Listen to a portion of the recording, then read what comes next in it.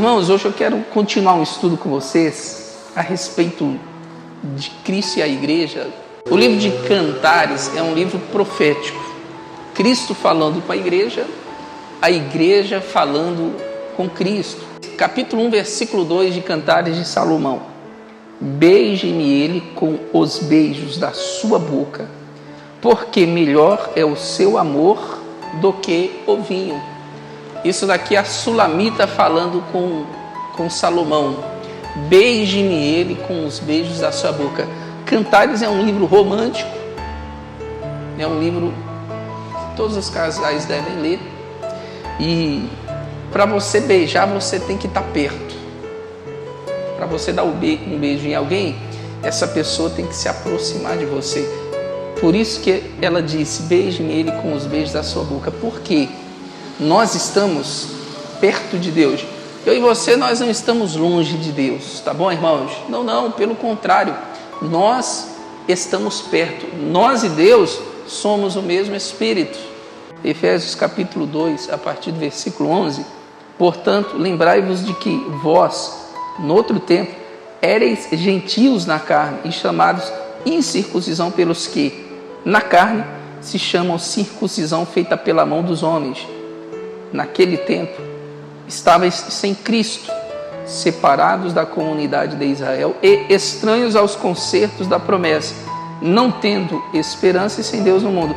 Mas agora, em Cristo Jesus, vós que antes estáveis longe, já pelo sangue de Cristo chegastes perto. Nós estávamos longe e pelo sangue de Jesus nós chegamos perto.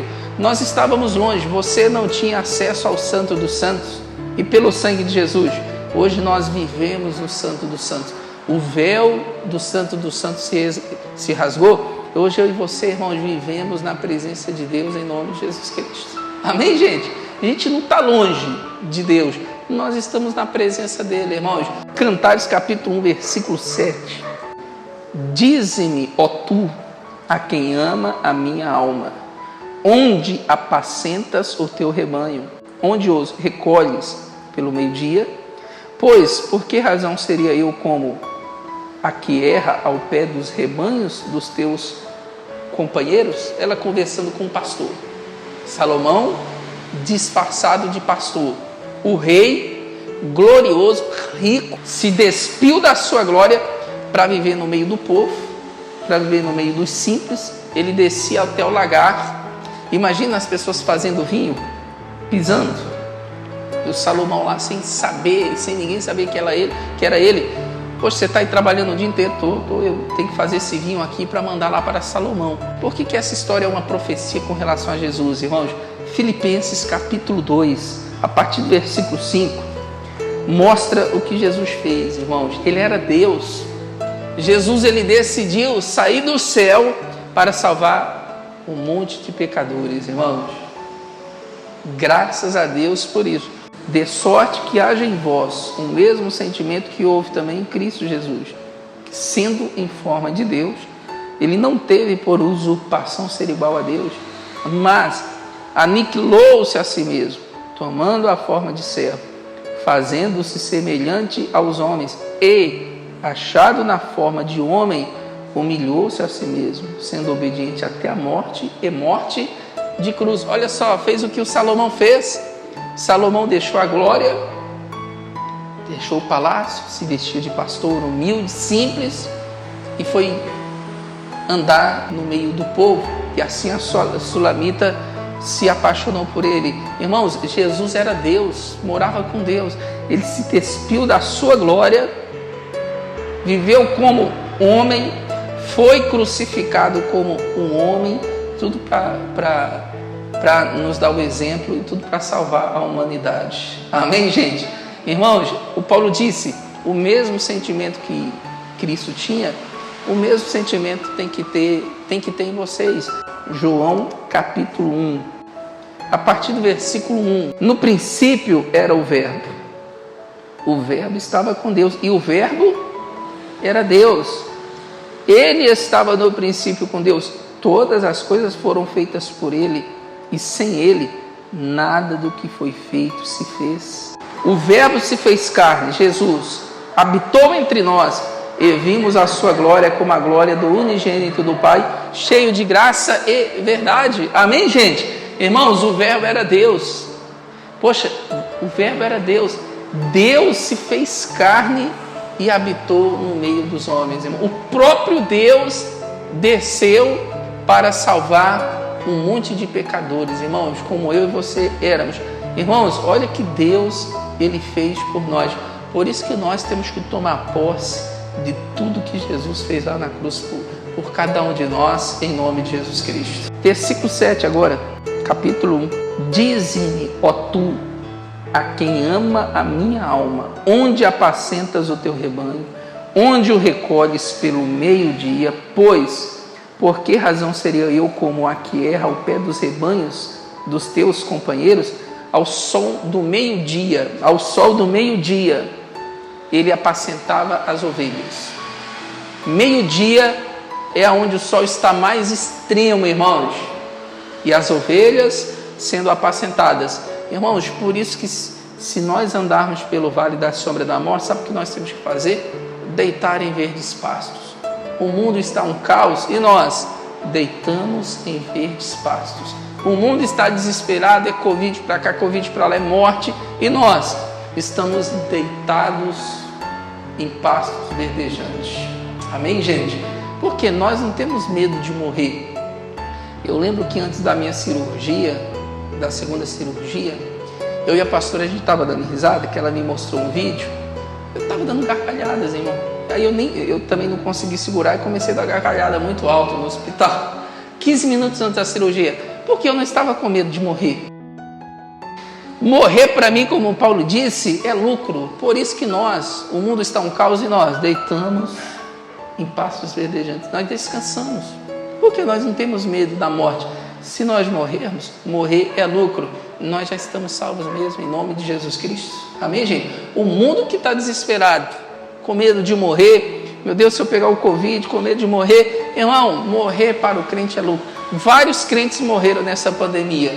Estão melhores do que nós, porque morrer para nós é lucro em nome de Jesus Cristo, tá bom? Então não vamos na onda desse povo do mundo não, irmãos, que está desesperado, com medo do Covid. Morrer é lucro. É claro que você não vai morrer agora não, tá, irmãos?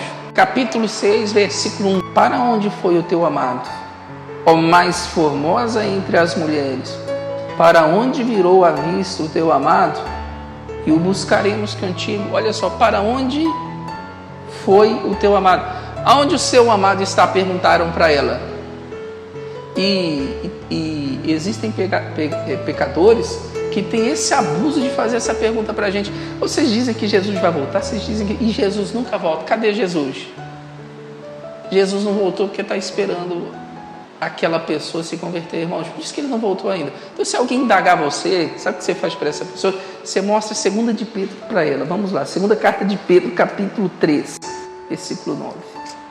O Senhor não retarda a sua promessa, ainda que alguns a têm por tardia, mas é longânimo para convosco, não querendo que alguns se percam, senão que todos venham a arrepender-se. Olha o que o Pedro diz. Parece que Jesus está demorando? Não, a volta dele não será tardia. Pelo contrário, ele é longânimo. Longânimo é paciência ao extremo. Longânimo é paciência. Jesus está esperando as pessoas se converterem naquela paciência. Eu e você somos impacientes. Se Jesus perguntasse, Fábio, você quer que eu volte agora? Com certeza.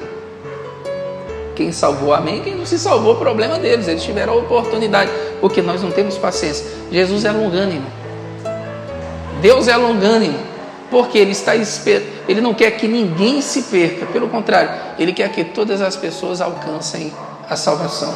Amém, gente? E muitas pessoas que hoje não são salvas serão salvas, irmãos. Tem muita gente ainda para nós ganharmos para o reino dos céus. Amém? Versículo 10. Mas o dia do Senhor virá como um ladrão da noite, o qual os céus passarão com grande estrondo, os elementos ardendo se desfarão, e a terra e as obras que nela há se queimarão. A volta de Jesus vai ser como um ladrão da noite. para os pecadores, não para mim e para você. Porque o ladrão, ele rouba a pessoa sem ela esperar. É ou não é, gente? O ladrão chega de surpresa na casa da pessoa. A volta de Jesus vai ser como um ladrão para aquele que não tem Cristo. Irmãos, a volta de Jesus não vai ser como um ladrão para mim e para você. Porque eu estou esperando a volta dele. Você está esperando? Irmão, se Jesus voltar daqui 5 minutos, não será uma surpresa para mim. Eu já estou esperando. Os sinais já se cumpriram. Se ele voltar daqui 2 minutos, não será surpresa para mim. Agora, os pecadores serão pegos de surpresa, irmãos. A Bíblia diz que, como nos dias de Noé, assim será a volta do Filho do Homem. Eles se casavam, eles se divertiam e de repente, o dilúvio veio. Assim vai ser a volta de Cristo. Vai pegar eles de surpresa. Não eu e você, nós somos salvos em nome de Jesus Cristo. Capítulo 6, né, de Cantares. Versículo 2, olha a resposta dela, olha a resposta da igreja. O meu amado desceu ao seu jardim, aos canteiros de bálsamo, para se alimentar nos jardins e para colher os lírios. Olha que profecia bonita, irmãos. Lembre-se, esse livro aqui é um livro profético. É Jesus falando com a igreja falando com Jesus. Jesus é o nosso noivo, que um dia vai nos buscar e olha, vai nos levar para as bodas do Cordeiro. Amém, gente? Aonde está o seu amado? O meu amado desceu ao jardim. Quem é o jardim? A igreja, irmãos. Nós somos o jardim secreto de Deus. Deus cuida de nós. Isaías 58:11. Eu, Senhor, te guiará continuamente e fartará a tua alma em lugares secos. Fortificará os teus ossos. Serás como um jardim regado e como um manancial cujas águas nunca faltam. Deus vai te guiar continuamente. Enquanto Cristo não volta, Deus vai te guiar continuamente. Fartará a tua alma em lugares secos, fortificará os teus ossos e você será como um jardim regado. Irmãos, nós somos o jardim de Deus. Não sei se você tem jardim na sua casa, você tem que regar, você tem que cuidar. Deus é o nosso agricultor. Jesus falou, eu sou a videira, vocês os ramos. Deus é aquele que cuida de nós. Deus cuida de você. O diabo olha, naquele ali eu não posso tocar. Aquele ali tem um anjo protegendo ele. Então eu vou fazer o quê? Jogar setas. O diabo não pode tocar em você, não pode chegar perto de você, então ele tem que jogar as setas. E você apaga as setas dele com o escudo da fé em nome de Jesus. Deus cuida de nós, ele é o nosso pastor. Primeira carta aos Coríntios, capítulo 3, versículo 9. Porque nós somos cooperadores de Deus. Vós sois lavoura de Deus e edifício de Deus. Olha o que Paulo disse, vocês são lavouras de Deus. Ele é o agricultor, vocês lavouras. Se uma praga tentar entrar na agricultura, o agricultor vai lá e extermina aquela praga.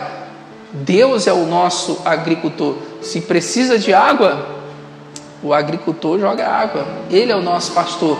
Você é lavoura de Deus e praga nenhuma entra nessa lavoura, irmãos. Praga nenhuma entra na nossa tenda em nome de Jesus. Capítulo 6, versículo, vamos ler o 2 novamente. O meu amado desceu ao seu jardim, a igreja, aos canteiros de bálsamo. Vamos parar aqui. Bálsamo é uma planta medicinal. O meu amado desceu aos canteiros de bálsamo. Irmãos, eu e você, a igreja de Jesus de modo geral, nós temos que ser um bálsamo para as pessoas. Nós temos que curar as pessoas, não feri-las. Nós que somos igreja de Deus, nós não estamos aqui para condenar as pessoas. Pelo contrário, nós temos que ser bálsamo. Nós temos que cicatrizar as feridas das pessoas. Nós temos que cicatrizar as dores das pessoas. Senão, como que nós vamos ganhar alma para o reino dos céus? Amém, gente? Então, a igreja de Cristo é bálsamo, canteiros de bálsamo. Vamos curar as pessoas, vamos pregar o evangelho. Quem crê e for batizado será salvo. Não quer acreditar, irmãos? Problema das pessoas. Nós estamos aqui para pregar o evangelho, para tratar bem as pessoas para ganhar as pessoas para o reino dos céus, para se alimentar nos jardins e para colher seus lírios. Como que Jesus se alimenta no jardim? Jardim é a igreja. Jesus desceu para se alimentar nos jardins. João 4,34.